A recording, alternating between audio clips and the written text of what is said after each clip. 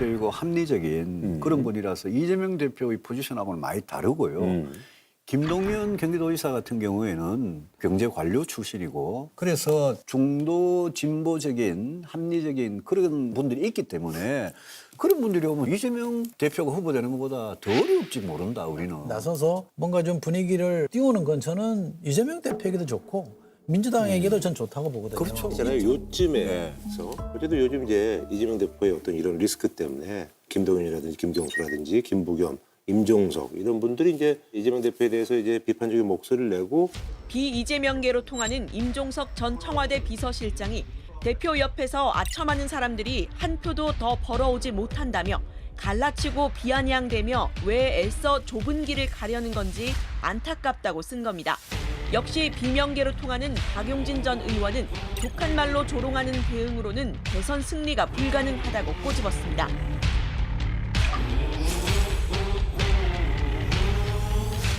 여기에 대해서 이제 유시민 작가님이 이분들에 대해서 뭐 쓴소리도 하고 평가도 하고 그래가지고 그 짤이 많이 돌아다니더라고요. 진짜 한 시대를 같이 헤쳐나온 사람들이에요. 공지처럼 같이 모르셨는데. 내란 세력의 준동을 끝까지 제압해야만 하는 비상시국. 이 조건에서는 우리가 평소에 쓰는 정치 문법으로 하면 다 망해요. 다 안타까워요, 이분들은. 다 안타까워. 예, 다 안타까운데 이분은 그냥 이재명 대표한테 붙어가지고 지사된 사람이잖아. 사법 리스크 운운하고 이런 거는 배은망덕한 거예요. 책 많이 읽으시고, 예, 유튜브도 많이 보시고 네. 그렇게 사시기 바라고요. 지도자 행세를 하지 말라. 다른 직급을 모색해 보는 게 좋을 것 같아요. 뭐 대권 이거는 과한 욕심을 내는 게 아닌가? 저는 유시민 작가님이 한때 되게 합리적인 목소리를 냈었는데 요즘은 이재명 대표한테 왜 그리 빠져가지고 이재명 대표의 그 정적이 될 만한 이런 사람은 그렇게 혹독한 비판을 이 작가님 왜 그러시는지 저는 좀 이해가 안 돼요. 그건 좀 같이 민주당이랑 큰 울타리 안에 있던 정치인들한테 대한 예의도 아닌 것 같고. 미루 짐작하면 이런 거 아닐까요? 지금은 이제 탄핵에 집중할 때인데 자꾸 야당의 유력 주자 당대표에 대해서 이러쿵저러쿵 얘기하는 게 전선을 너무 흐트리는 거 아니냐. 여기 집중할 때다. 이 메시지를 좀 강하게 던졌겠다고 저는 봅니다. 근데 김부겸 총리 같은 분은 굉장히 좀 상식적이고 합리적인 그런 분이라서 이재명 대표의 포지션하고는 많이 다르고요. 김동연 경기도지사 같은 경우에는 경제관료 출신이고 그래서 중도 진보적인 합리적인 그런 분들이 있기 때문에 그런 분들이 오면 이재명 대표가 후보되는 것보다 더 어려울지 모른다 우리는. 저는 지금까지의 판단으로는 이재명 대표가 절대적으로 유리해요. 그럼에도 불구하고 흥행 관점에서 보면 경선이 좀 재밌어야 되거든요. 도전자도 있고 막 말싸움도 하고 이래서 뭔가 좀 시끄러워져야 사람들이 주목을 하게 되고 그래야 이제 지지율도 올라가잖아요. 컨벤션 효과라는 게 그렇게 생기는 건데 그렇게 보면 지금 뭐 김동연 지사나 김경수 전 지사나 김부겸 전 총리나 이렇게 막 나서서 뭔가 좀 분위기를 띄우는 건 저는 이재명 대표에게도 좋고 민주당에게도 전 좋다고 보거든요. 그렇죠. 입지가 불안하지도 않은데 포용하고 넉넉하게 가도 우아하게 이기는 게 제일 좋거든요.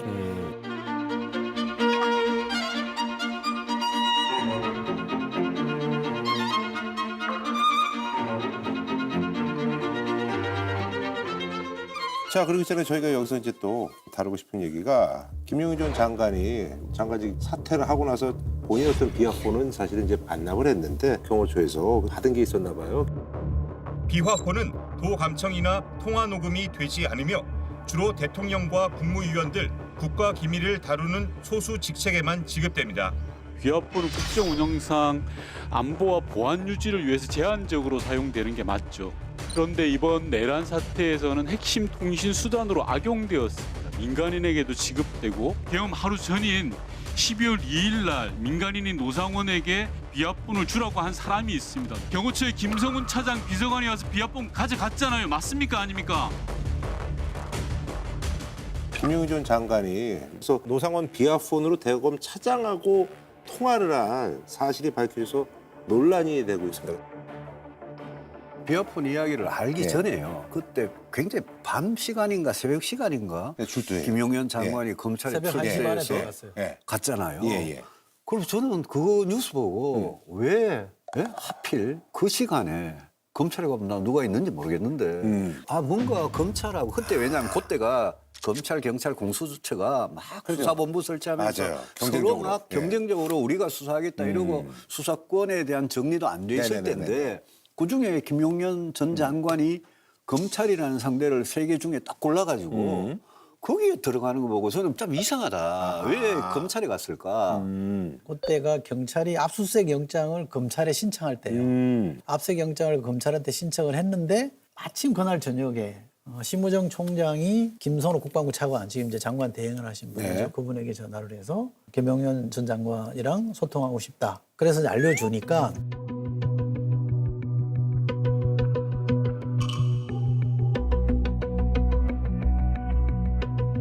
그 이제 비화판으로 이제 통화가 된 거죠. 근데 그 비화폰은 전 장관 신분이기 때문에 갖고 있으면 안 돼요. 일단 그 자체도 불법이잖아요. 그 경호처가 주는 것 자체가 불법인 거잖아요. 그렇게 통화를 해서 출두하는 걸로 정리가 된 것 같은데 결국 세 기관이 경쟁을 하니까 이때는 대통령이 탄핵 소추되기 전이에요. 그러면 검찰이 제일 편하죠. 대통령이 검찰 총장 출신이니까. 친정이니까 대통령이. 그렇죠. 그리고 민정수석도 시퍼렇게 아직 살아있을 때니까 제 내피셜로 그 라인이 움직였다고 생각해요. 그래서 야 경찰이 압수수색하고 이러면 너 경찰한테 가는 것보다는 검찰이 좀 편하다. 그래서 그 라인이 움직여서 검찰로 빨리 신병 확보하는 게 좋겠다. 그래서 불쑥 들어간 거고 문제는 나중에 경호실 차장이나 본부장한테 영장 청구했잖아요. 네. 그러니까 이광우, 김성훈 이제 두 번째 경찰에서 이제 영장 청구했는데 이제 검찰에서 이제 검찰이 반려해버렸죠. 예. 근데 검찰이 두 번이나 반려해버렸잖아요. 그러니까요. 예. 그럼 이거는 뭐냐? 그러니까 비화판을 통한 그들 간에 만약에 있었다면 그 거래가 혹시나 이 수사를 통해서 밝혀질까 봐 막은 거죠. 이게 이 오해를 사기 딱 좋죠. 근데 이 부분이 경호처라는 게 이번 사건에서 네.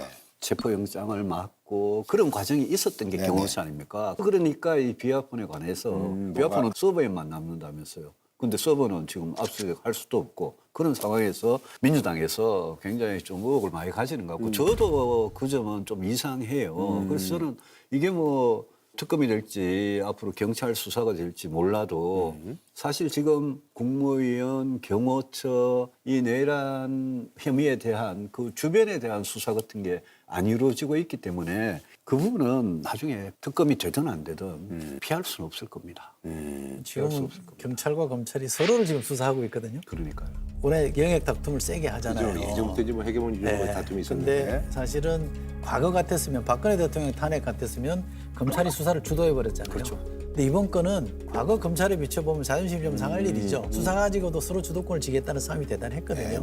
근데 윤석열 대통령에 대한 수사는 못하고 나머지는 다 검찰이 하긴 했습니다만 그리고 검찰 개혁을 공언하고 있는 민주당 정부가 들었으면 수사권을 뺏길 수도 있는 거잖아요. 자칫 잘못하면 이제 기소청으로 전락할 수도 있잖아요. 이런 복합적인 사정 때문에 경찰과 검찰 간의 신경전이 대단하고 그것의 연장이라고 저는 보는데 어쨌든 순리대로 풀어야지 요즘 시대에 이게 좀 숨겨지겠습니까? 전 검찰 있는 그대로 드러내는 게 좋다고 봅니다. 지금은. 알겠습니다. 그럼 저희가 화제를 바꿔서 야권 얘기를 좀 해야 되는데 이재명 대표가 이제 설 연휴 끝날 즈음에서 양산에 있는 그 문재인 대통령을 이제 방문을 하고 그래서 이제 1시간 반 동안 이제 대화를 했는데 문 전 대통령은 극단적 정치 상황을 극복하기 위해 민주당이 통합과 포용의 행보를 보여줘야 한다고 강조했습니다. 뭐 여기서 좀 짚을 대목이 있으시다면 어떤? 조금 기분이 이상하더라고요. 왜냐하면 통합 포용하고 제일 거리가 먼 사람이 이재명 대표인데 그 이제 지난해 올해 이재명 대표가 당을 어떻게 장악을 해가지고 총선 공천을 둘러싼 민주당 내 잡음은 오늘도 더 커지기만 했습니다. 비명계의 현역 의원들은 줄줄이 컷오프되고 있어서입니다. 이 대표는 공천 갈등이 혁신을 위한 고통이라는 걸 재차 강조했습니다. 모두가 후보가 될 수는 없습니다. 또 세대 교체도 있어야 하고 이수석님 포함해서 비명들 그냥 다 행사. 저는 공천 신청 안 한 사람이에요. 행사할 이유도 없었죠. 아예 길을 떠나질 않았어요. 근데 어쨌든 자기 말 안 듣는 사람 다 이렇게 제거한 그 과정을 다 봤기 때문에 진짜 이재명 대표가 좀 포용성 이런 걸 발휘할지 잘 모르겠어요. 회적이다. 통합은 뭐 필요하죠. 네. 왜냐하면 제가 사실은 지난 총선 때 이재명 대표의 공천 과정은 굉장히 좀 강하게 비판을 했던 입장이거든요. 아, 비명이세요, 우리? 그렇게 볼 거리요. 네. 저는 기본적으로 어떤 정치인을 중심으로 친하냐 안 친하냐 가지고 그 사람의 정체성을 평가하는 거를 동의하지 않습니다. 네네. 그래서 뭐 친 누구 이런 표현을 좋아하지는 않는데 분류는 그렇게 합디다. 어떤 사람은 뭐 수박이라고도 하던데. 그래서 제가 대답하면 수박 좋아합니다, 제가. 근데 어쨌든 그 당시에 이제 많은 사람들이 밀려났잖아요. 근데 결과적으로 총선은 이겨버렸잖아요. 네네. 그것도 많이 이겼단 말이에요. 그래서 국민들이 결과적으로는 이재명 대표의 손을 들어준 거잖아요. 그러면 본인은 뭐 충분히 본인의 성과를 낸 거니까 네네. 대선을 눈앞에 뒀을 때는 그런 사람들까지 다 포용을 해서 크게 가야 된다. 그래야지 좀 이길 수 있는 확실한 그림이 될 것 같다라는 게 하나 있고, 또 하나는 대통령이 돼도 대통령의 힘이라는 게 혼자 마음대로 잘 안 되잖아요. 윤석열 대통령도 검찰 등이었고 혼자 막 설치이고 북치고 장구치고 다 했지만 하다 안 돼가지고 결국 군행까지 동원하는 무리수를 두게 된 거잖아요. 그렇게 보면 집권해서라도 본인이 하고 싶은 걸 하려면 넓게 포용을 해야 된다. 이재명 대표가 이제 통합과 포용 이런 쪽으로 나가는 제스처는 취할 것 같아요. 근데 그래도 이재명은 안 된다. 이 슬로건이 맥혀드는 부분이 있어요. 그게 뭐냐면 보수 결집입니다. 만약 민주당의 유력 후보가 이재명이 아니고 다른 사람 같으면 보수가 이만큼 결집 못해요. 근데 이재명이라는 사람에 대해서 보수 측에서 갖고 있는 시각이 일단 범죄 혐의가 너무 많잖아요. 그리고 민주당을 범죄 혐의죠. 그러니까 혐의가 너무 많고 민주당을 장악하는 그 과정에서 굉장히 잔인하게 하는 걸 보고 아, 저 사람이 민주주의자 맞냐 이런 생각이 있고요. 이재명은 안 됩니다는 얘기 할 수 있죠. 근데 지금은 제가 화가 나는 이유는 뭐냐면 탄핵 과정을 자꾸 막으려고 하는 사람들의 핑계가 이재명은 안 된다는 거예요. 이거는 이유가 될 수 없다는 거예요. 맞아요. 예. 이재명 싫다고 그러면 내란죄 한 사람을 처벌하는 그건 겁니까? 독이에요. 탄핵해야죠. 예. 저는 큰 흐름으로 보면요. 또 이재명 대표가 대통령이 되는 그림이라고 저는 봐요. 아직까지는. 지금은 여기는 이제 계엄을 일으켰고 그게 내란으로 연결됐던 세력에게 다시 권력을 준다는 건 쉽지 않거든요. 그럼 이 부담을 뛰어넘을 만한 무슨 다른 카드가 나와야 되는데 현재로서는 그래 보이지 않는 것 같고. 그러니까 여당에서는 그래도 이재명은 아닙니다라고 이 슬로건을 걸잖아요. 근데 그렇게 하면 이재명 대표를 도와주는 거라고 저는 생각해요. 반대로 정말 재집권의 생각이 있다 그러면 그래도 계엄은 안 됩니다. 이렇게 얘기를 해야 되는 거거든요. 선을 분명히 그어줘야지. 이른바 탈윤을 해야 돼요. 그래야지 그림이 나오는데 그걸 안 하기 때문에 결국 이 선거는 정권 교체로 가는 흐름을 강화시켜주고 있다고 저는 그렇게 생각하고. 그래서 지금은 핑계잖아요. 그럼 안 돼요. 비상계엄하고 내란 혐의하고 그다음에 탄핵에 대해서 우리 당이 아직도 손을 확실하게 못 끊고 여기까지 온 거는 이거는 굉장히 잘못됐다고 봐요. 이거는 뭐 앞으로 대선을 이래가지고 어떻게 치르려고 이러냐. 아니 그래서 이제 조기 대선 국면이 접어들었다고 생각하시는 분들도 계시고 또 민주당 지지율이 확 치고 올라가지 못하는 그런 상황에서 김경수 전 지사라든지 여러 가지 이제 비명계 김부겸 전 총리도 그렇고 해서 이재명 대표한테 이제 아쉬운 얘기들을 이제 쏟아내고 있거든요. 그러니까 민주당에서 이재명 대표한테 좀 핍박을 받은 그런 분들이 이재명 대표와 다른 목소리, 그런 목소리 나는 거 보고 아, 저건 되게 중요하다. 왜냐하면 전 국민님한테도 그게 되게 중요하거든요. 특히 초재선들이 아무 소리도 못하고 계엄과 탄핵에 대해서 문제점을 좀 이야기하고 이러면 막 나가라 그러고 이러잖아요.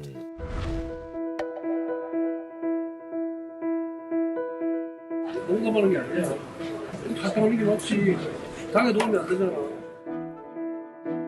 민주당이든 저희든 좀 중간에 합리적인 그런 사람들이 상식적인 목소리를 내는 거는 저는 굉장히 중요하다고 생각합니다. 전적으로 동의합니다. 덧붙이고 싶은 말씀은 지금은 각 진영이 자기 얘기를 해야 될 때라고 봐요. 이재명 대표도 포용과 통합의 숙제를 열심히 해내는 게 중요하고 국민의힘도 이른바 탈윤이든 당내 다양한 목소리를 내게 만들든 이 숙제들을 해야 되는데 각자는 상대방 손가락질하는 걸로 뭔가 자기 점수를 따려고 하거든요. 저는 이건 안 먹힐 거라고 생각합니다. 그래서 각자는 자기가 얼마나 잘할 수 있는지 보여주는 쪽으로 좀 포커스를 바꿔야 되고요. 알겠습니다. 예. 아니 사실 이제 그 윤석열 대통령 관련해서 선을 그어야 된다라고 이렇게 말씀하시는데 이제 국민의힘에서는 이제 많은 의원들이 윤석열 대통령이 있는 구치소를 찾고 있습니다. 대통령님 새해 복 많이 받으십시오. 사실 대통령께서 떡국 드셨는지 또 평안하신지 그 근황을 좀 좀 알아보고. 윤상현 의원 뭐 개인적으로 잘하는 사람인데 왜 그런지 모르겠어요. 사실 시위하는 사람들 보러 간 거잖아요. 그리고 정광훈 목사한테 가서 90도 인사를 하고 또 김민전 의원 뭐 백골단 기자회견이나 이런 거 보고 이러면서 저분들 왜 저러냐. 저분들은 어떻게든 정권이 이재명이라는 사람의 손에 넘어가는 거는 막아야 되겠다는 그런 생각이 있으면 전략적으로라도 이 수사가 말씀하신 대로 그렇게 하는 게 맞지 지금 이렇게 하는 거는 진짜 안 맞거든요. 나중에 좀 시간이 지난 데에요. 혹시 이재명 대통령이 됐다. 이제 이재명 대통령 시대가 열렸다 그러면 공신록을 아마 책정을 한다 그러면 1등은 제가 볼 때는 윤석열입니다. 2등은 김건희, 3등은 권성동이고요. 윤상현은 한 4등쯤은 되는 거예요. 그 공신론에 들어갈 사람들이에요. 지금 이재명 대표 대통령 되는 길에 최대 도움이 역할을 하고 계시고. 근데 저는 이분이 잘 이해가 안 되는 게 열심히 가서 그 집회도 나가고 뭐 마이크도 잡고 하는데 대선 후보 지지율은 김문수 장관이 가져가 버리고 도대체 본인은 실익도 없어요. 왜 그러고 있는 거예요 도대체? 그래서 이제 윤상현 의원의 변신해가지고 뭐 글을 쓰고 이런 것들이 있더라고요. 근데 그거에 대해서 뭐 개인적인 생각은 어떠세요? 저는 두 가지라고 보는데 네. 하나는 당대표를 한번 해보고 싶은 열망이 강하지 않는가 싶고요. 또 당내 선거에서 자꾸 안 되니까. 당대표 선거 이런 거 나가면 도통 안 되잖아요. 그래서 본인이 당내 선거에서 뭔가 자꾸 안 되니 이걸로 한번 승부를 보자. 이런 선택 아닌가 싶어요. 강성 지지자를 좀 갖고 그러니까 가자. 대선 이기자는 그림하고는 전혀 무관하다. 또 하나는 제 내피셜인데 명태균하고 좀 관련이 있는 거 아니냐. 명태균이 공천 과정에 뭔가 폭로를 자꾸 하기 시작하면서 그때 좀 수세에 몰렸거든요.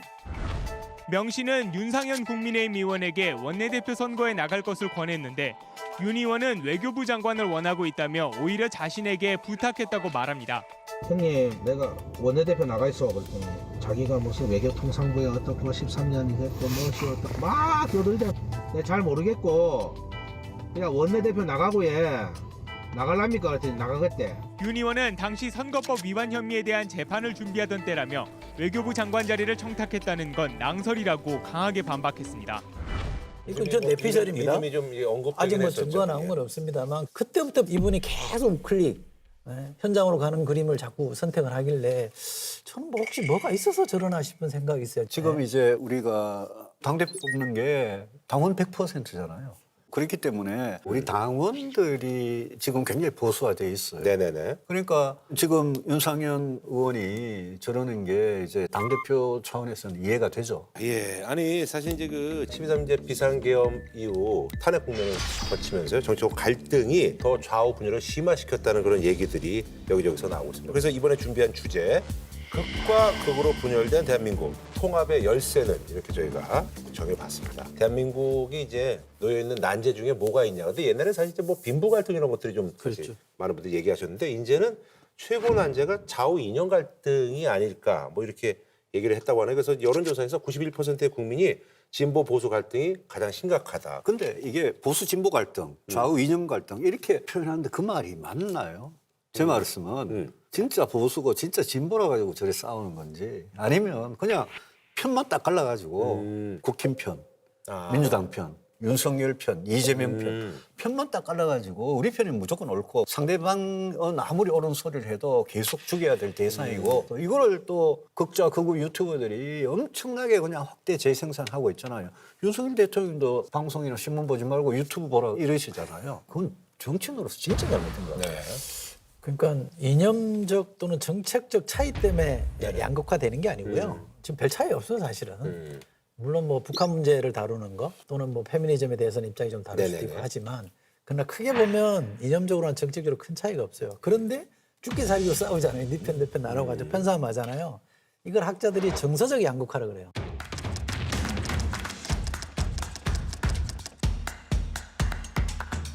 그러니까 계엄도 왜 사람들이 그냥 넘어가자고 하는 게 뭐냐면 계엄 잘못된 거 대부분이 저는 안다고 봅니다. 그런데 이거 계엄 때문에 탄핵하면 쟤들이 좋아지거든. 그게 더 싫은 거예요. 얘 잘못한 건 알겠는데 쟤를 도와줄 수는 없잖아. 덮고 가자는 거예요. 미국도 다시 트럼프가 제기하는 이유는 뭐냐면 그거예요.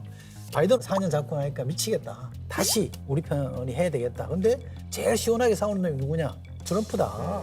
이 논리가 작동하는 거거든요. 이 선거에서 지지가 우리 편이 좋아서가 아니라 상대가 싫어서라는 게 첫 번째 이유가 되면 정치가 거칠어지고 정서적으로 양극화 될 수밖에 없고요. 이거는 게임에서 져도 선거에서 져도 승복 안 해요.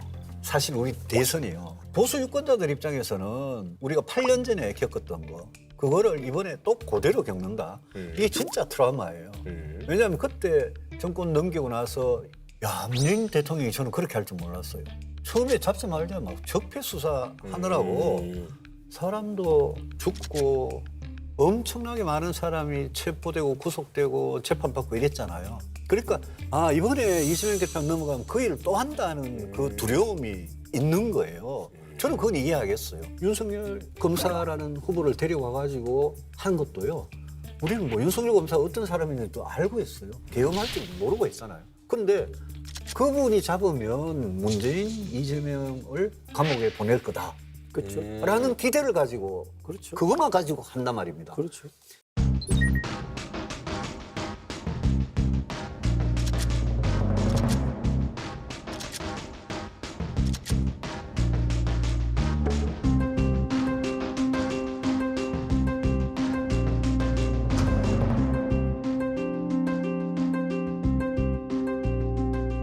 그래서 이거는 진짜 안 좋은 뭐 진영 대결이고 패거리 싸움이죠. 우리 대선이 누가 미워서 누구 찍는 이거 있잖아요.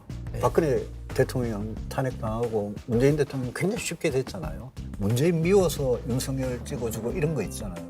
이 사람 미워가지고 이 사람이 쉽게 대통령이 되고 그런 복수 열전이 5년마다 계속 되풀이 되면 진짜 정치가 해야 되는 건 아무것도 못하는 거죠. 근데 반 누구 반 윤석열로 선거 이기는 거 안 좋죠. 제가 국힘에도 똑같은 얘기를 하고 싶어요. 반 이재명 선거 하려고 그러지 마시고 본인들 얘기를 해서 선거를 치러야 된다니까요. 똑같은 얘기예요. 자, 그런 말이죠. 이제 국내 이제 정치 소식은 이 정도로만 하고요. 사실 저희 정치 상황이 혼란스러운 상황에서 온 세계가 주목하고 있는 트럼프 정부 2기가 출범을 했죠. 네.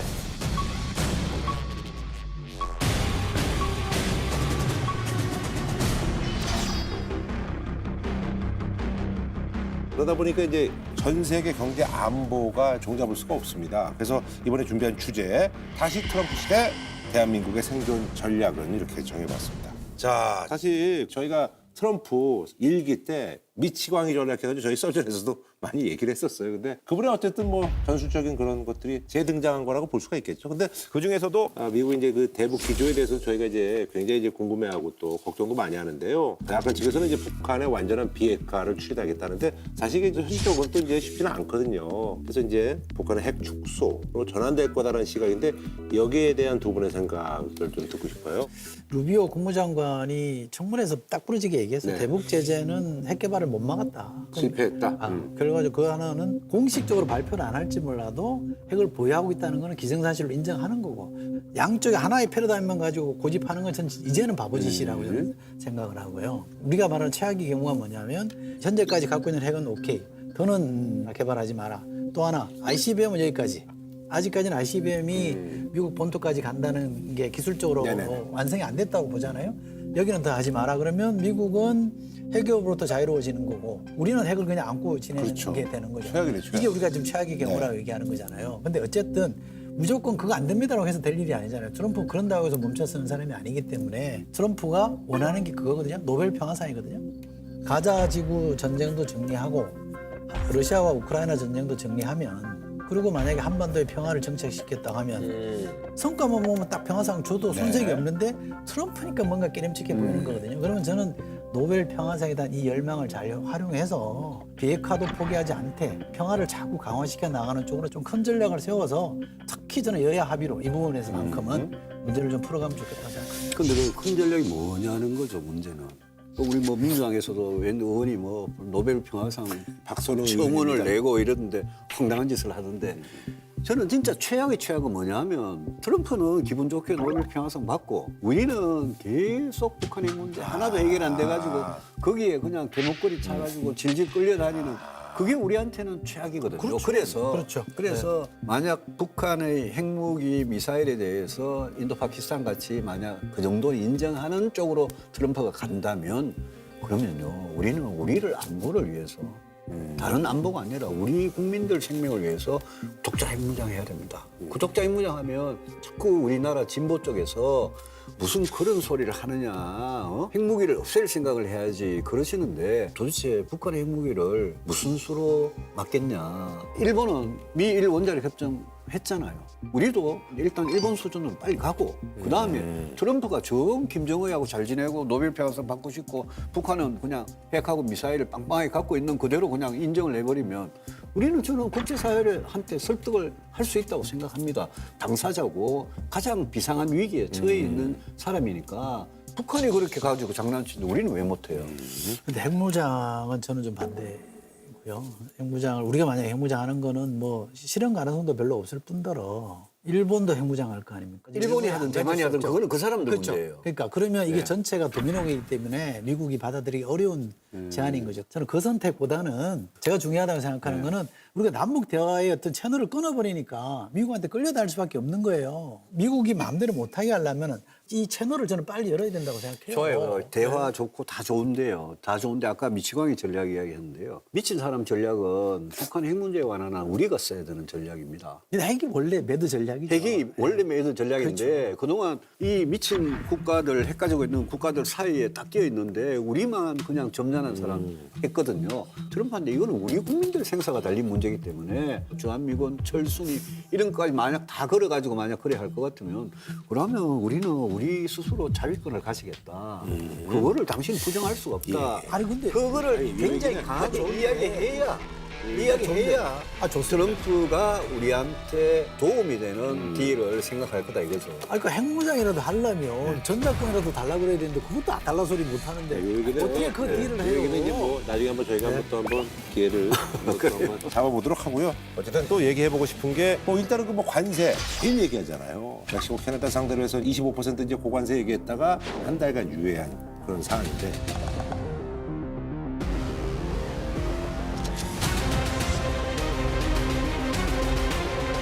실제 우리 총 수출이 최대 65조 원 줄어들 수도 있다는 연구 결과도 있습니다.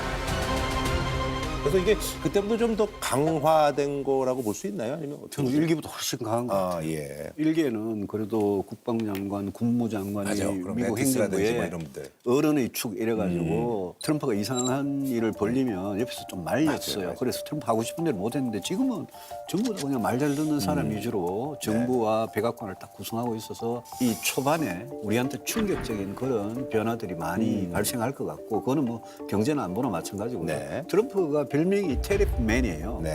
관세맨이라고요. 이 양반은 관세를 엮어가지고 다른 자기 어떤 목적, 예컨대 불법 이민 문제나 뭐 마약 문제나 이번에 캐나다하고 멕시코 국경에 불법 이민이나 마약이나 이거 단속하는데 우리가 이렇게 하겠다 그러고 한 달 유예된 거 아닙니까?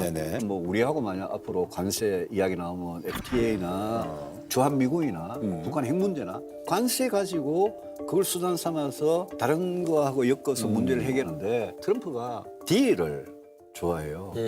뭔가 딜을 해가지고 거래를 내가 성공시켰다 이런 관점에서 외교를 할 거기 때문에 우리도 기존에 뭐 자유민주주의 동맹이다, 가치 외교다 이런 거는 좀 있고 어떻게 하면 우리 이익을 트럼프한테 이게 좋은 딜이다라고 어떻게 설득하느냐 저는 그게 제일 중요한 것 같아요. 네, 소연이. 관세는 세상에서 가장 아름다운 단어라고 그랬잖아요. 뉴스에서 많이 나왔습니다. 스스로 예. 관세맨이라 이런 표현도 쓰고 했는데 좀 궁금하잖아요. 왜 느닷없이 멕시코, 캐나다한테는 25%를 때리냐. 주적은 중국인데 이유는 뭐냐. 중국의 관세 장벽을 세니까 중국이 우회를 하는 거예요. 중국 본토로 바로 안 들어가고 캐나다를 통해서 들어가거나 멕시코 통해서 들어가는 거예요. 이걸 뒷마당이 열려버렸다는 인식 때문에 이걸 막겠다고 한 거고 두 나라가 저 자세를 취하니까 트럼프가 멋있게 한 달 유예를 했는데 그건 아마 그네들 사정을 봐주기 위한 건 아니고 자기들 준비. 그렇죠. 관세가 인플레이션을 유발하는 게 있잖아요. 이 부담 때문에 국민들에게 준비할 시간을 주는 거라고도 많이들 해석을 합니다. 아, 그러면 이제 한 달 뒤에 이제 그게 이제 할 거라고들 보는 거죠. 근데 지금 이미 캐나다하고 멕시코에 우리 공장들 굉장히 대기업들 많이 가 있고 거기서는 이제 USMCA입니까 옛날 나프타죠. 그걸로 가지고 이렇게 관세 없이 미국의 시장에 진출했는데 우리 입장에서는 캐나다, 멕시코의 관세 때리는 게 이게 굉장히 이제 큰 아픔이고 이런 건 있는 것 같아요. 트럼프는 말보다는 뭐 발을 봐야 된다 그럴까? 굉장히 유연한 것 같아요. 그러니까 그때 이게 내한테 도움이 될까, 미국에 도움이 될까 생각하겠죠. 근데 트럼프가 아마 제일 두려워하고 하는 게 미국 국내 여론이 예컨대 인플레 같은 게 그런 거죠. 관세를 올렸다가 국내 소비자들이 트럼프 찍어줬더니 물가가 막 천정부지로 오르고 중국 거, 캐나다 거, 멕시코 거 싸게 샀는데 그 사람들이 그게 정치적인 압력으로 작용하면 그래서 트럼프가 진짜 움직이는 그거를 잘 볼 필요가 있다. 하나만 제가 질문하면 지난달 28일인가요? 하원 컨퍼런스에 트럼프가 간 모양이에요. 거기 가서 한국산 세탁기 사례를 들었대요. 세탁기가 우리나라가 많이 수출했잖아요. 워낙 성능이 좋으니까. 네, 맞아요. 2013년부터 이제 관세를 때리기 시작해서 수출은 한 70%인가 급감했다는 거예요. 그래서 결국 울며 겨자 먹기로 LG, 삼성이 세탁기 생산하는 공장을 다 미국에서 지었다는 거예요. 지금 트럼프가 원하는 게 그거예요. 그런 예를 들면서 급줘서 빨리 들어와라 여기. 근데 문제는 우리 문재인 정부 때도 대통령 갈 때 우리 재벌 총수들 가가지고 몇백억 불 투자 약속하고 그 투자 계속 했거든요. 윤석열 정부 때 또 한 번 그걸 했는데 우리 기업들이 국내에서도 투자가 모자라가지고 투자가 일자리인데 미국에 대미 투자만 계속 1년에 몇십억 불씩 해야 되면 그러면 우리 국내 경제는 굉장히 타격을 받을 수 있거든요. 그래서 대표님, 그래서 빨리 탄핵 국면을 빨리 끝내야 돼요. 아니 그래서 이제 정부가 제대로 써야 돼요. 그 사실 트럼프하고 우리하고 4대가 안 맞는 것 같아요. 트럼프 정부 1기 때 그때도 탄핵이었죠. 박근혜 이번에도 또 평행 이론이라는 게 있어요. 근데 이제 그때는 이제 권한대행에서 이제 황교안 총리가 그래도 뭐 9일 만에 통화를 했는데 지금 어쨌든 최상목 대행이 아직까지 이제 뭐 트럼프하고 이제 통화를 못한 그런 상황인가 봐요. 그런데다가 우리가 또 일본을 신경 쓰지 않을 수가 없는데 첫 정상회담에서 나름대로 또 성공적이었다 이런 얘기가 나오니 많은 분들이 좀 걱정을 많이 하십니다. 근데 뭐 대통령의 공석이라든지 이런 지도부의 공석에 대해서.